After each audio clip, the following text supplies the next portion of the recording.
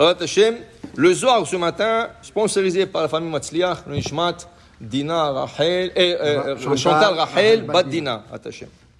Patach ve'amar. Rabbi Shimon, il ouvre son discours en disant, avec un verset de Shir Hashirim, Kemigdal David Savarer. Ton cou est comparé à la tour de David. Banoui le talpiot, construit sur le talpiot. Alors, Rabbi Shimon Bar Yochai, il va essayer d'expliquer ce verset. Ton cou est comparé à la tour de David. À Jérusalem, il y a une tour qui s'appelle Migdal David. Ils disent que David Amelech est enterré là-bas. Et les gens vont aller là-bas pour faire le Teilim, pour pèleriner. En vérité, on ne sait pas. On n'est pas sûr si David Amelech est enterré là-bas. Mais, comme ça, ils disent les gens, ils disent là-bas, comme ça, que David Amelech est enterré. Maintenant, là-bas, il s'appelle Migdal David, la tour de David. Il dit que Migdal David Savarer. Dit Rabbi Shimon Bar Yochai, regarde, quelle est la partie la plus belle dans le corps? C'est le cou. Tu peux avoir une personne qui est très beau ou une très belle d'apparence, mais s'il a un petit cou, ça gâche tout. Tu comprends? Le cou, c'est une partie. Même dans l'animal, je crois, non? Le cou, tu as le filet mignon, tu as le mer. Alors le cou, c'est quelque chose de très important. Alors il dit, David Amelech, et Shlomo Amelech, il dit, que Migdal David, comme la tour de David, c'est quelque chose de beau. Parce que quand tu vas à Jérusalem et tu vois le Migdal David, c'est beau. C'est le plus haut. C'est une beauté de voir la tour de David. C'est ainsi Jérusalem, Banoui, mais elle est construite le Talpiot. Elle est construite Talpiot. Qu'est-ce que c'est Talpiot? Dit Rabbi Shimon Bar Yochai, Talpiot, c'est deux mots combinés ensemble. Talpiot. Comment on dit une bouche en hébreu? P. Comment on dit plusieurs bouches? Piot.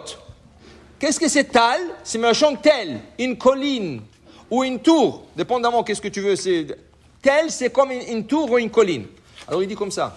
Il y a une colline où il y a un tour dans le monde, que dans le monde en entier, tout le monde fait face à ce tour.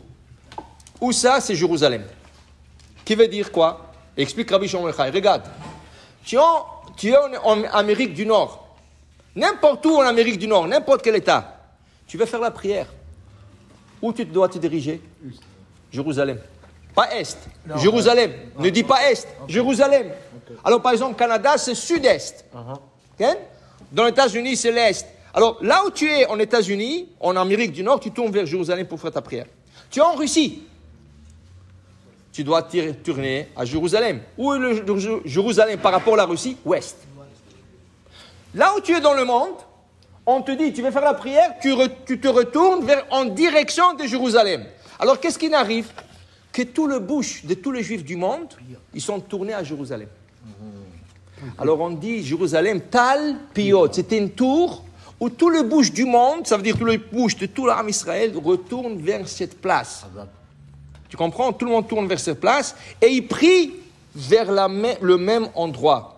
C'est extraordinaire. Jérusalem, elle ramasse tout le prière du monde et après ça monte dans le ciel. Ça veut dire de là on comprend, quand vous allez visiter à Jérusalem, le Kotel, si tu es parti en Israël et tu n'es pas parti au Kotel, tu n'as rien fait.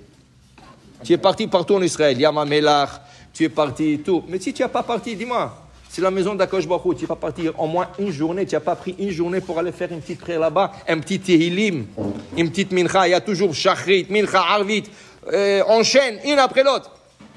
Prends une demi-heure, prends une heure, aller à Jérusalem pour... Ah non, je suis à Haïfa, que tu sois à Haïfa, que tu sois à Beersheba, tu dois aller une journée à Jérusalem pour faire la prière au Kotel. Quand tu arrives là-bas, tu crois que là-bas c'est un studio?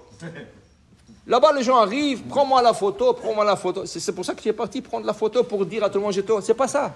Tu es parti pour faire la prière. Parce que c'est l'endroit le plus sacré au monde. Et sache qu'au moment que tu es là-bas et tu fais ta prière, il y a 15 millions de bouches qui sont tournées vers cette place. On est 15 millions dans le monde aujourd'hui. 15 millions de bouches maintenant, ils sont tournés vers cette place. Et quand tu fais ta mincha, 15 millions de prières montent en haut. Okay? Tu imagines quel kedusha il a cette place. C'est extraordinaire. Oui, après que tu as fini, faire tout ce que tu veux me souvenir. Oui, pas de problème, prends une photo. Il n'y a pas de problème, tu as fait qu'est-ce qu'il y a à faire. Tu as fait ta prière, tu as fait ton Tehilim, tu prends une photo pour montrer à la famille, tu sais, à tes enfants, c'est important, j'étais au Kotel et tout ça, c'est extraordinaire. Il y a 10 ans, il y a une de pierres de Kotel qui a commencé à couler de l'eau. Ils ne comprenaient rien, personne ne comprenait. Ça coulait de l'eau. Les gens prenaient des photos et toutes les photos sortaient noires. Même des gens d'ici, je sais qu'il y avait un ici, il a pris des photos, il m'a dit j'ai pris des photos. Il est venu pour voir, tout est noir. Et plein de gens. C'est un miracle. Okay? Alors, pour te dire, c'est pas un studio là-bas, tu prends sur le mur, c'est l'endroit, hein? Je ne sais pas. Toi, peut-être, toi aussi, tu as fait ça.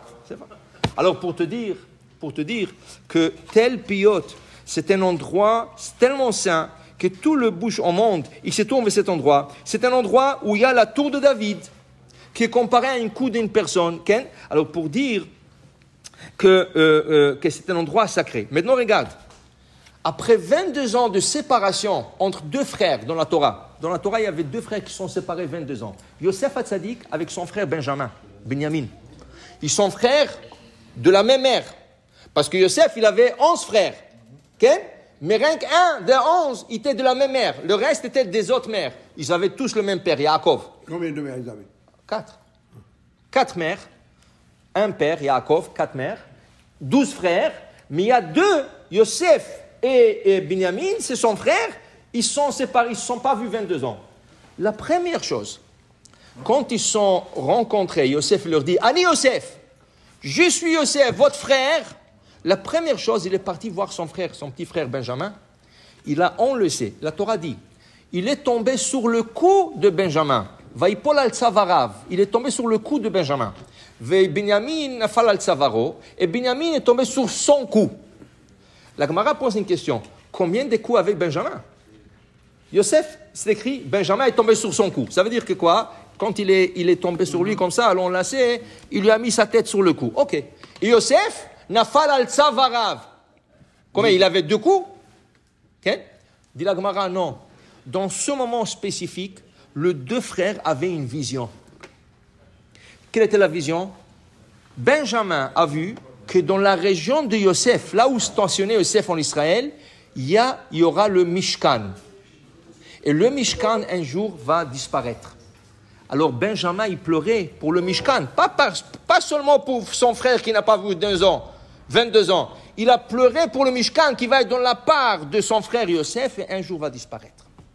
Mais Yosef, il a pleuré sur le cou de son frère Benjamin. Qu'est-ce que sont les coups?